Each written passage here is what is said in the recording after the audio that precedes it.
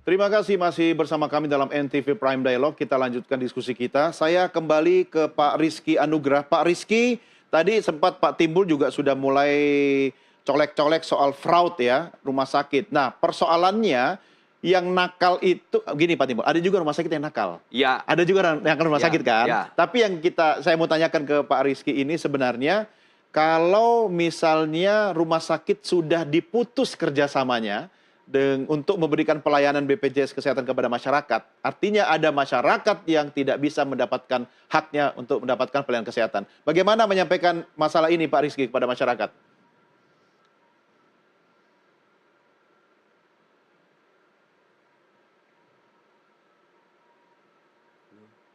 Tes. Ya, silakan Pak Rizky bisa mendengarkan? Yes. Ya.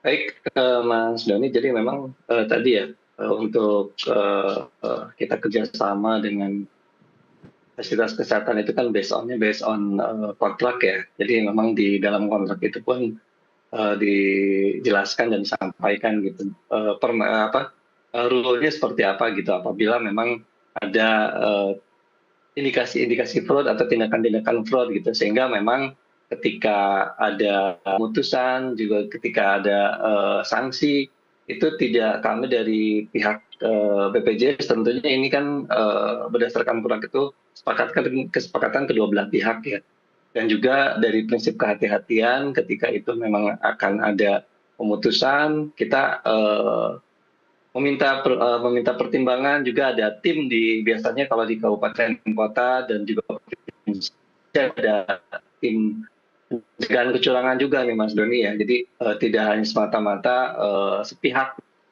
Maksudnya memang ada mekanisme yang dilakukan, ada prosesnya ya? Pertimbangan tim PKJKN. Seperti itu Mas Doni. Iya, jadi tidak asal diputus kerjasamanya begitu ya?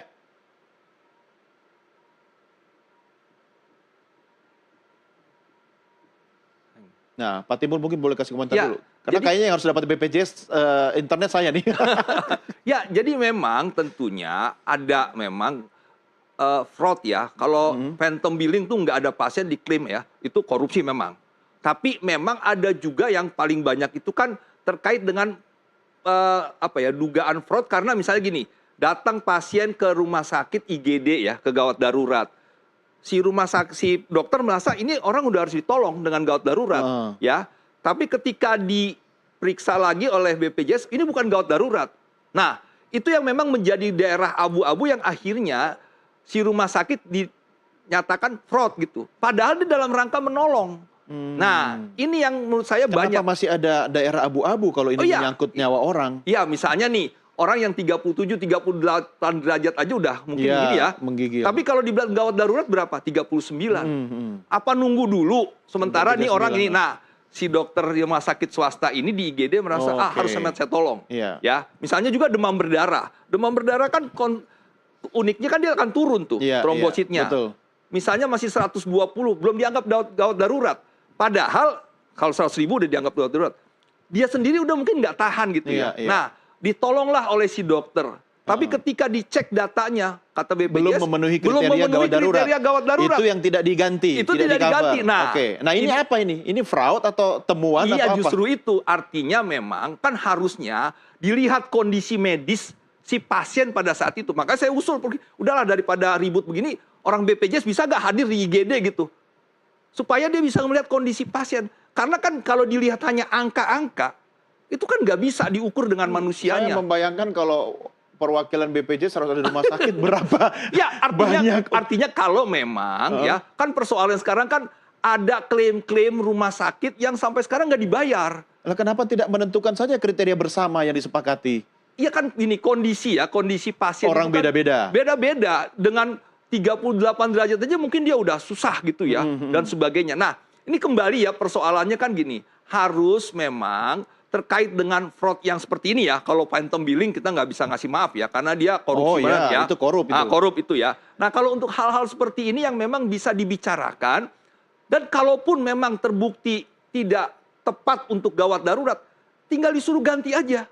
Balikin uangnya. Tidak dihukum. Menyelamatkan dulu. Menyelamatkan, oke lah. Tidak dihukum dengan tidak memutus. kerjasama. Iya, Karena oke. kalau kerjasama diputus, satu, pasien akan sulit lagi mencari rumah sakit yang lain. Betul. Kedua, PHK akan meningkat. Iya, Seperti yang kita iya, diskusikan iya, kemarin bahwa iya. semangat pemerintah adalah bagaimana menurunkan tingkat Iya. pengangguran terbuka.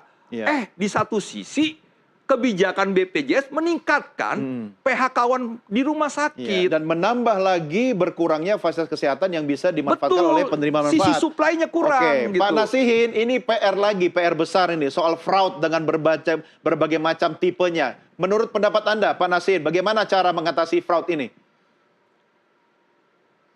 Ya memang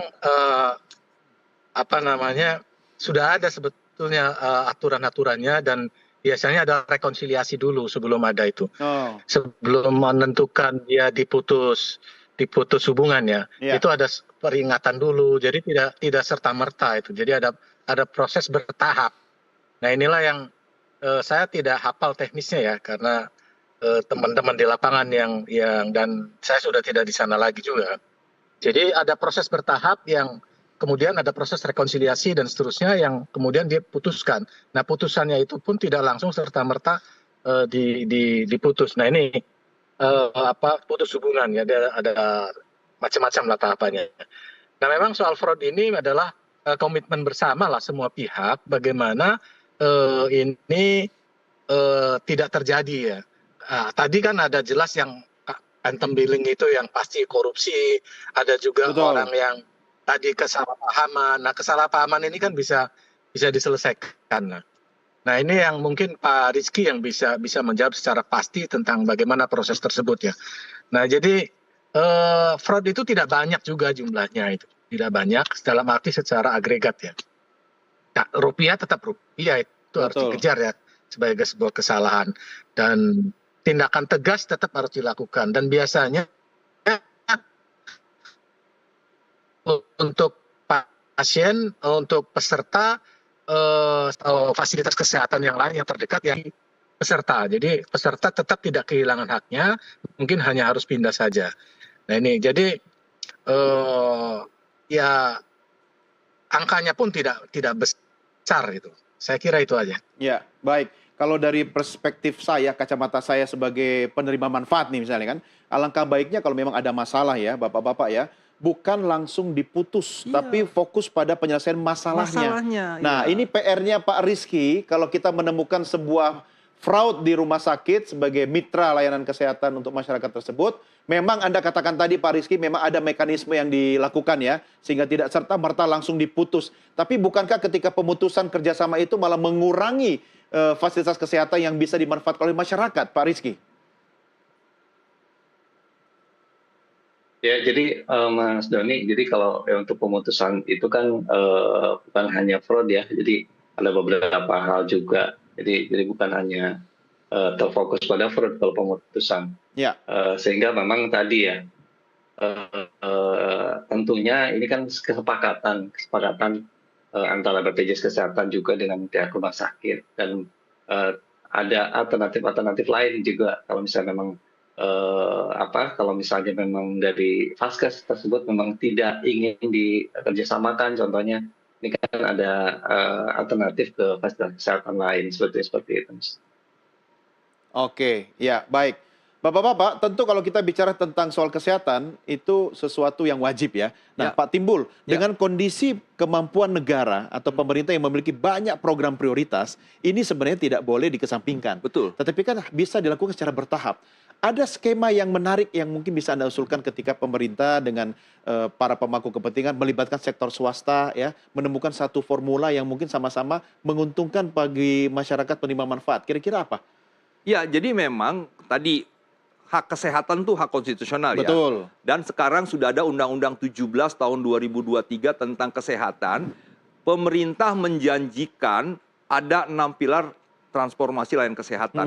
Layanan primer tadi yang FKTP, yang preventif promotif dan sebagainya. Layanan rujukan bagaimana ini juga harus bisa lebih bisa memastikan akses layak. Makanya saya tidak setuju kalau ada diputus kerjasama ataupun tidak dilanjutkan. Ketahanan kesehatan, obat dan alat kesehatan, keempat SDM kesehatan, kelima pembiayaan kesehatan, dan enam teknologi kesehatan. Nah, tentunya memang ini harus melibatkan swasta, melibatkan pihak-pihak yang memang untuk memastikan layanan kesehatan kita seperti pasal 34 ayat 3 layak, menyediakan vaskes yang layak, itu perintah kepada Tidak negara. asal ada ya, tapi layak. Layak itu kan aksesnya mudah, Iya. layanan di dalamnya baik dan sebagainya. Tidak ada lagi 3 hari 4 hari disuruh pulang gitu. Kalau memang belum layak pulang kan. Nah, tentunya ini yang memang terus dikembangkan.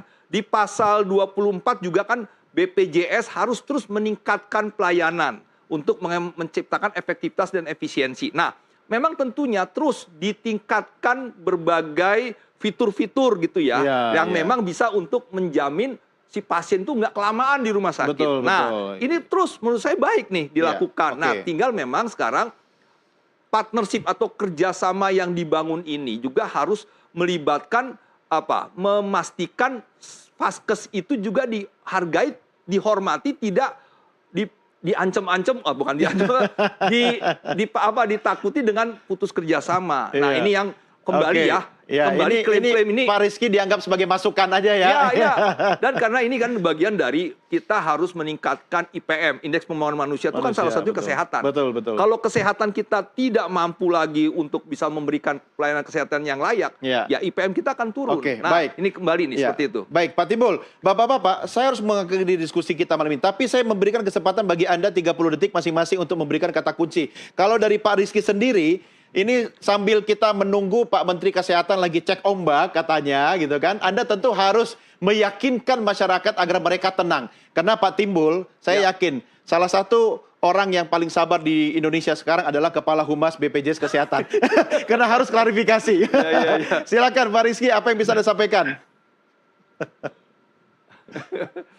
Baik, terima kasih Mas Doni. Jadi BPJS ini kan solusi utama ya dalam menyediakan jaminan kesehatan. Tentunya dengan prinsip gotong royong, manfaat JKN ini sangat luas gitu ya, memberikan perlindungan bagi seluruh rakyat Indonesia. Namun tentunya program ini perlu dukungan dari pemerintah sendiri, pihak-pihak terkait, dan juga terus meningkatkan layanan dan transparansi serta akuntabilitas gitu ya. Jadi untuk tadi yang terkait dengan asuransi swasta, ini swasta itu bukan kompetitor, tapi juga sebagai pelengkap gitu, memberikan alternatif tambahan bagi masyarakat, bagi yang ingin lebih tadi pelayanannya dalam sisi non medis. Dengan sinergi semua pihak ini memastikan keberlanjutan program JKN yang tentunya kesehatan yang merata dan berkualitas bagi seluruh rakyat Indonesia. Oke, Itu, Mas Doni. baik, terima kasih. Pak Nasihin, silahkan catatan kunci Anda apa, Pak Nasihin?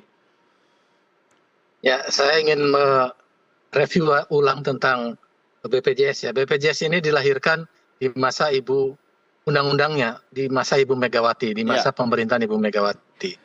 Kemudian diwujudkan di akhir masa pemerintahan Pak SBY.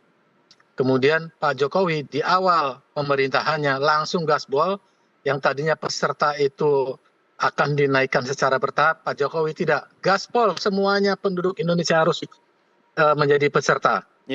Dan itu dilakukan itu, dan kemudian di pemerintahan kedua beliau menaikkan iurannya secara tepat, dan sekarang saya yakin Pak Prabowo dengan visi sosialismenya akan menjaga BPJS Kesehatan tetap baik, tetap prima, dan masyarakat tetap terjaga kesehatannya, tetap terlayani dengan baik. Dan saya yakin optimis bahwa jika semua pihak bisa bekerja sama dan membangun optimisme, Indonesia akan menjadi lebih baik lagi. Saya kira itu. Ya, baik. Pak Timbul, kata kuncinya apa? Ya, bahwa memang JKN sudah memberikan banyak manfaat dan itu harus ditingkatkan.